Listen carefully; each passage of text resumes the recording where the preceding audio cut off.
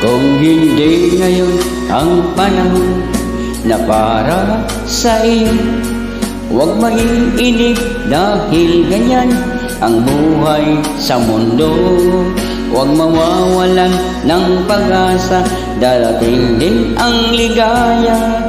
Ang isipin mo'y may bukas pa na mayroong saya. Kabigo ay hindi hadlang upang tumakas ka. Huwag kang iiwas ng bibigo, dapat na lumaban ka.